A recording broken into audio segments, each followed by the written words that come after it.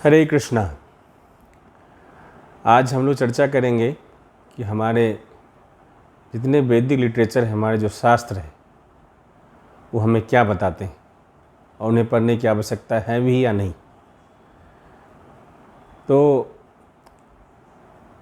जैसे किसी बच्चे का पिताजी उनके इस छोटी उम्र में कहीं बाहर चले गए हों और पिताजी काफ़ी दिन बाद यदि घर पे लौटते हैं,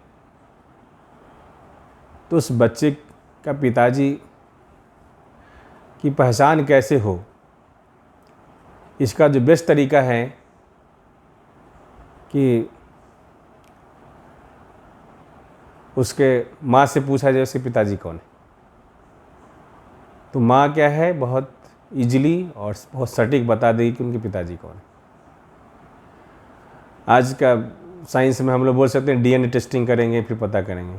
तो कितने का डीएनए टेस्टिंग करेंगे? बहुत लोगों का डीएनए टेस्टिंग करना पड़ेगा। तो बेस्ट तरीका क्या है? The simple and the surest method क्या है कि हमें अपने माँ से पूछना चाहिए कि हमारे पिताजी कौन है। तो इसी तरह जो हमारे जितने भी वैदिक लिटरेचर है, हमारे जो भी वेद पुराण शास्त्र हमारे जो भी है, हमारे माँ की तरह है। वो हमें बताते हैं कि असली पिताजी हमारे कौन है। हम सब के असली रक्षक कौन है। तो जो हमारे जितने शास्त्र हमें बताते हैं, संबंध, अभिधेय और प्रयोजन, ये तीन शब्द होते हैं।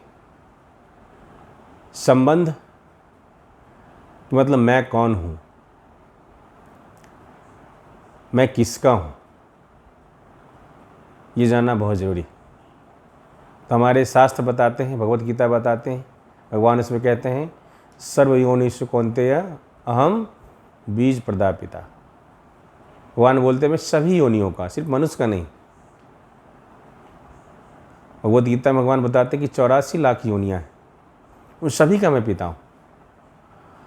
और भगवान इतने दयालु हैं कि अपने परमात्मा रूप में हर जीव में, चाहे हम जिस जीवात्मा जिस योनि में जाएं, चाहे हम आदमी के शरीर में रहें, कुत्ता के शरीर में जाएं, या सूगर के शरीर में जाएं, चींटी के शरीर में जाएं, हम जहाँ भी जाते हैं हर जीवात्मा के साथ आत्मा मौजूद रहती है और उनका मेंटेनेंस करती है। तो भगवान कृष्ण हमारे ऐसे पिता हैं जो हम जहाँ भी रहें हमारे साथ वो रहते हैं एज ए परमात्मा, और हम सबकी रक्षा करते हैं और इंतज़ार करते हैं कि कब मेरा बच्चा मेरे तरफ देखेगा और मेरे घर को वापस आएगा।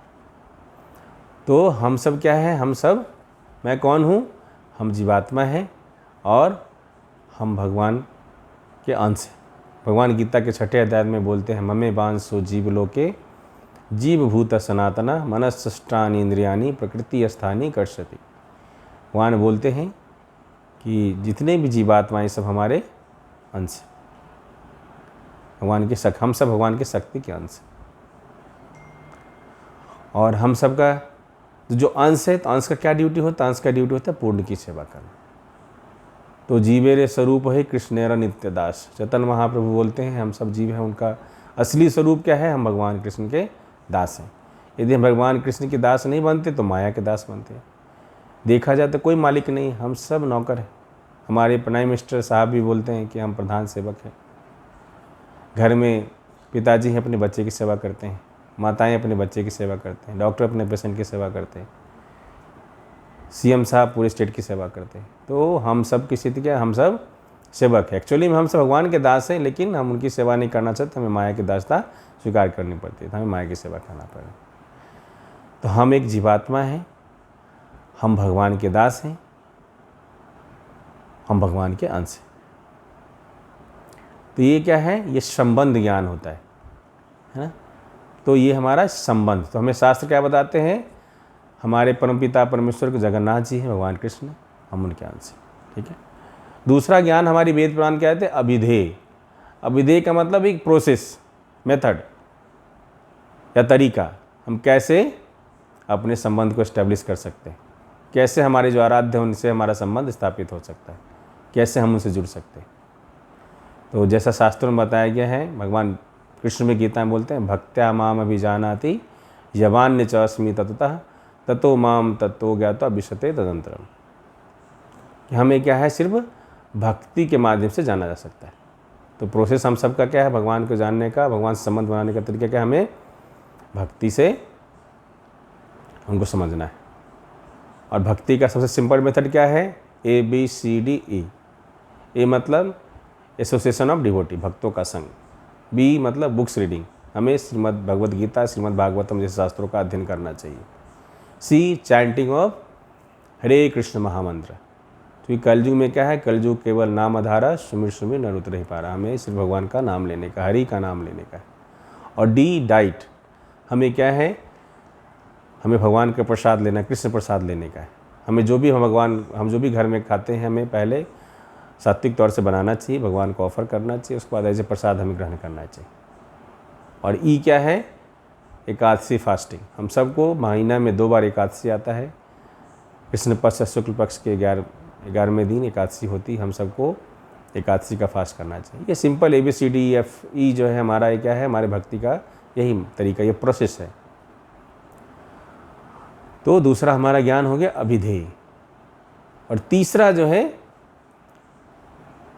प्रयोजन। प्रयोजन का मतलब हमें क्या एडवांटेज इनसे मिलेगा। जब हम भगवान से जुड़ जाएंगे, हम जो कि हमारे परम पिता परमेश्वर से हो जाता है, हमें से क्या लाभ होगा। इससे हमें क्या है, हमें भगवत प्रेम प्राप्त करना है। भगवत प्रेम प्राप्त करने से हमें क्या होगा, हम सब अपने ओरिजिनल स्वरूप को हम लोग प्राप्त करेंगे, अपने पोजीशन को प्राप्त करेंगे। क्योंकि हम सब क्या है, अहम ब्रह्मस्मि, हम ब्रह्म वस्तु हैं, हम शरीर नहीं हैं, हम जीवात्माएं हैं। शरीर तो कपड़े की तरह है, जैसे भगवान गीता में बताते हैं कि जैसे एक व्यक्ति पुराने कपड़ों के त्याग कर नया कपड़ा धारण करता है, उसी तरह जीवात्मा क्या है, पुराने शरीर को त्याग कर नया शरीर धारण करता है, तब तक जब तक कि उसकी ओरिजिनल स्थिति को प्राप्त वो नहीं होता है। तो अभी हमारा प्रयोजन क्या है, भगवत प्रेम प्राप्त करना। उससे क्या हमें क्या होगा, हम अपने धाम, हमारा जो घर है भगवान का धाम, गोलोक वृंदावन वैकुंठ धाम है, वहाँ हम जाने के लिए एलिजिबल हो जाएंगे। तो ये हमारा क्या है, जो हमारे वैदिक शास्त्र है हमारी माँ की तरह है, और वो हमें बताती है कि संबंध, अभिधेय और प्रयोजन। और ये जानना बहुत आवश्यक है, ये सेल्फ रियलाइजेशन के लिए बहुत ज़रूरी है ये जानना कि हम हैं कौन, हम किसके हैं, हम क्यों यहाँ पे आए हैं, यहाँ से छोड़ने के बाद हम कहाँ को जाएंगे। कई लोग बोलते हैं कि नहीं, इस शरीर खत्म होने के बाद जो है सब चीज़ खत्म हो जाता है, बट हमारा वैदिक शास्त्र ऐसा नहीं बोलता है। हमारा वैदिक शास्त्र बोलता है कि नित्यो नित्यानाम चेतन चेतनानाम, हम नित्य वस्तु हैं, चेतन वस्तु। हम कभी, भगवान में गीता में बोलते हैं, नैनम छिंदंती शस्त्राणी नैनम दहति पावका न चनम क्लेदंतापो न सुश्रुति मारता, कि हम आत्मा है जिन्हें न उन्हें जलाया जा सकता है, न भिगाया जा सकता है, न काटा जा सकता है। ये हमेशा ये भगवान का अंश है, भगवान के साथ हमेशा इटर्नल स्थिति में रहते हैं, जीवात्मा कभी व्यस्त नहीं होता है। तो अक्सर ये बोला जाता है कि हमारे अलग अलग पुराण हैं, उसमें कई बार अलग अलग इंस्ट्रक्शन है। जैसे बहुत लोग बोलते हैं कि नहीं, शिव पुराण में बोला जाता है कि शिव जी परम ब्रह्म परमेश्वर है, तो हम कैसे मान लें कि भगवान कृष्ण परम ब्रह्म परमेश्वर है। तो इसके लिए हम जहाँ बोलना चाहेंगे कि हमारे 4 वेद हैं, 18 पुराण हैं, 108 उपनिषद हैं, 2 इतिहास है, रामायण महाभारत, और एक वेदांत सूत्र। तो इस सब के रचयिता कौन है, व्यासदेव जी। अब व्यासदेव जी कौन है, भगवान कृष्ण के साहित्यिक अवतार हैं, वो स्क्रिप्चरल इनकार्नेशन है। जब कलयुग का आरंभ होने वाला था, द्वापर कालीन होने वाला था, तो भगवान, क्योंकि कलयुग से पहले तक हम सब की स्थिति ऐसी थी कि हम बस सुन के हर चीज़ याद कर लेते थे, इसे श्रुतिधर बोला जाता था। लेकिन हम सबका कलयुग में स्थिति जो है, हमारा आयु कम है, हमारा बुद्धि कम है, हमारी यादाश्त कम है, इसलिए शास्त्र बोला जाता है कि ये जो वेद पुराण का जो भगवान कलयुग के आरंभ से पहले जो सारा चीज़ जो है हम सबको दिए हैं, उनकी विशेष कृपा है। नहीं तो हम लोग माया भ्रमित जीव है, कभी भी जो है ये समझ नहीं पाएंगे कि भगवान कौन है। तो भगवान हम सब पे कृपा करके हमें वेद पुराण दिए। तो जब व्यास देव जी 17 पुराण, 4 वेद, महाभारत सब लिख चुके थे, वेदांत सूत्र सब लिख चुके थे, उसके बाद भी क्या उन्हें अपने अंदर से प्रसन्नता नहीं हो रही थी। उन्हें अंदर से लग रहा था कुछ ना कुछ कमी रह गई, मुझे कोई अपने अंदर से खुश क्यों नहीं हो रही है, मैं सबसे लिखने के बावजूद भी। तो जैसा अक्सर होते हैं महान जीवात में क्या होते, जब उन्हें कोई प्रॉब्लम होता है तो अपने गुरु के पास जाते हैं। तो व्यास देव जी अपने गुरु नारद जी के पास जाते हैं, उनसे अपनी व्यथा बताते हैं कि महाराज ऐसी ऐसी बात है, मैं ये सब लिखने के बाद भी जो है मुझे कोई प्रसन्नता नहीं हो रही है।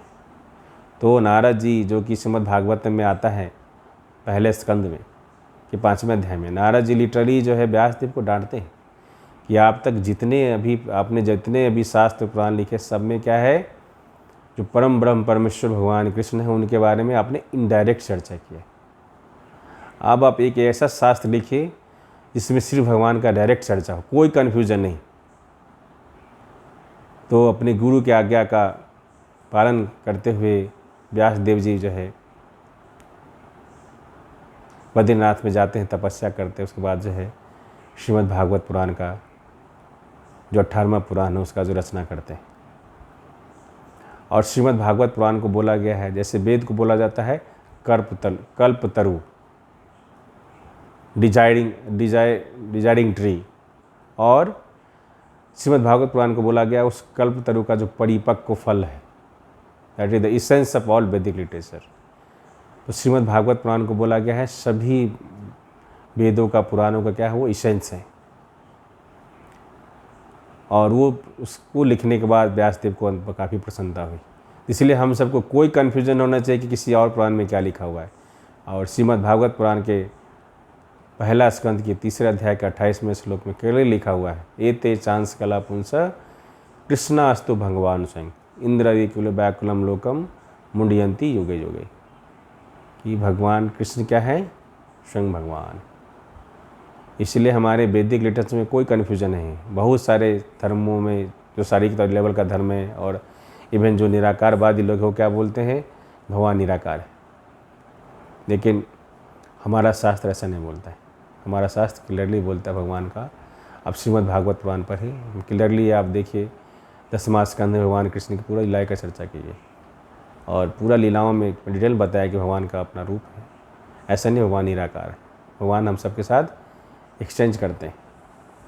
इसलिए हमारा जो वैदिक ज्ञान है संबंध, अभिधेय और प्रयोजन को बताता है। इसलिए हम सबको कोई डाउट नहीं होना चाहिए और हम सबको ये अच्छी तरह समझना चाहिए कि हमें अपनी जो भी भौतिक शिक्षा है उसको अवश्य ले, लेकिन उसके साथ साथ हम सबको आध्यात्मिक शिक्षाएं भी लेनी चाहिए। हम सब भौतिक शिक्षा पे, जैसे अब घर में अक्सर देखा जाता है, यदि कोई बच्चा मैथ नहीं पढ़ता तो उसे हम लोग थप्पड़ लगा देते हैं, फिजिक्स नहीं पढ़ता थप्पड़ लगा देते हैं, उसके लिए अलग अलग टीचर का व्यवस्था कर देते हैं। ठीक है, ये टीचर अच्छा नहीं, दूसरा टीचर लेके आओ। लेकिन आध्यात्मिक ज्ञान के बारे में हम कोई फोकस नहीं करते हैं। ना हम घर में उसे बच्चों को आध्यात्मिक ज्ञान देते हैं, ना आजकल स्कूल में दी जाती है, ना सोसाइटी में दी जाती है। और ये ज्ञान बहुत ज़रूरी है। हम सबका जो मानव शरीर मिला उसका जो असली लक्ष्य है उसके प्राप्ति के लिए हमें आध्यात्मिक ज्ञान होना बहुत ज़रूरी है। तो यदि हम अपने बच्चे को भौतिक ज्ञान के लिए यदि प्रेशर देते हैं तो हम सबको होना चाहिए कि आध्यात्मिक ज्ञान के लिए भी हम बच्चे को प्रेशर देना चाहिए कि हाँ भाई ये भी तुम्हारे लिए उतना ही ज़रूरत है। तो इसलिए हमें दोनों तरह के ज्ञान, आध्यात्मिक ज्ञान, भौतिक ज्ञान, दोनों ज्ञान की आवश्यकता है। और हम सबको बिना किसी संशय के हमें अपने शास्त्रों पे भरोसा करना चाहिए क्योंकि हमारे जितने भी शास्त्र हैं सब भगवान से डायरेक्टली आया है। और ये हमारे हम सबको जब मिल रहा है सभी गुरु परंपरा से मिल रही है और वो गुरु परंपरा भगवान कृष्ण तक जाती है। जैसे जितने हमारे वेद हैं बोला गया है कि that is coming from breathing of Mahavishnu, भगवान कृष्ण के श्वास से उत्पन्न होती है। भगवद गीता भगवान की खुद वाणी है। और जितने भी हमारे पुराण हैं ये सब क्या है, भगवान के विशिष्ट भक्तों के द्वारा लिखी गई। तो बोला जाता है कि भगवद गीता हमारा क्या है, ग्रेजुएशन है। श्रीमद् भागवत पुराण हमारा क्या है, पोस्ट ग्रेजुएशन है। और चैतन्य चरितामृत क्या है, ये हमारा PhD है। इसलिए हम सबको नियमित तौर पे अपने शास्त्रों का भी अध्ययन करना चाहिए। हमारा जो भी शास्त्र है ये हम सब का सबसे बड़ा शस्त्र है। जब तक हमें वैदिक ज्ञान नहीं होगा तो हम अपने आप का अपने आत्मा की बचाव नहीं कर सकते। और हम सब अभी रिसेंटली देख लें द केरला स्टोरी में क्या दिखा रहा है। तो ये बहुत सारे केरला स्टोरी होते रहेंगे। हम सब का ड्यूटी है कि अपने बच्चे को आध्यात्मिक ज्ञान भी दें, भौतिक ज्ञान भी दें, क्योंकि आध्यात्मिक ज्ञान से वो सब उनका क्या है, परमानेंट कल्याण होना है। इसलिए आप सबसे अनुरोध है कि अपने जीवन को व्हाट्सएप, फेसबुक, इंस्टाग्राम, यूट्यूब इसमें इस तरह बिजी ना करें कि हम अपना जो हमारी ज़िंदगी का जो असली लक्ष्य है उसको हम लोग वैल्यू नहीं दे पा रहे हैं। इसलिए हम सबको आवश्यकता है कि अपनी इसेंशियलिटी को समझें और नियमित तौर पे भक्ति योग का जो तरीका है उसको हम लोग पालन करें, क्योंकि भक्ति योग ही ऐसा मेथड है जिससे हम भगवान को समझ सकते हैं, जान सकते हैं। और वो भी उतना ही जाने जितना भगवान हमें रिवील करेंगे। और भगवान गीता में कहते हैं तेषां सतयुक्तानां भजतां प्रीतिपूर्वकं ददामि बुद्धियोगं तम येन माम उपयान्ति ते तेषामेव अनुकंपार्थम अहम अज्ञानजं तमः नास्यामि यादभावस्तु ज्ञान दीपेन भास्वता। भगवान बोलते हैं कि जो मुझे सतत रूप से प्रीतिपूर्वक मुझे भजता है मैं उसे ज्ञान देता हूँ, इसी को मुझे समझ सके, जान सके और अल्टीमेटली हमको प्राप्त कर सके। एंड तेषामेव अनुकंपार्थम अहम अज्ञानजं तमः। और जैसे एक दीपक अंधकार को ख़त्म करता है उसी तरह मैं उनको ज्ञान देता हूँ, छोटे उसकी ज्ञानता ख़त्म हो सके। तो भगवान इतने कृपालु हैं, हम सब पे कृपा करने के लिए हमेशा तैयार रहते हैं, लेकिन हम सब हैं अपना पीठ मोड़ के रखे हुए हैं और इस तरह इंद्रिय तृप्ति में फंसे हैं कि हमें पता ही नहीं चल पाता है हमारी ज़िंदगी का असली लक्ष्य क्या है। ठीक है, तो Hare Krishna, thank you very much आप सभी को। आप सबसे अनुरोध है कि आप सब अपने जीवन को सार्थक करिए और हमारा एक ही मकसद है कि हम हमारे जितने भी हमसे जुड़े हुए लोग हैं उन सबको इस स्पिरिचुअली मोटिवेट करें, सो दैट आप सब अपने जीवन की सार्थकता को समझें। हरे कृष्णा, श्रील प्रभुपाद की जय।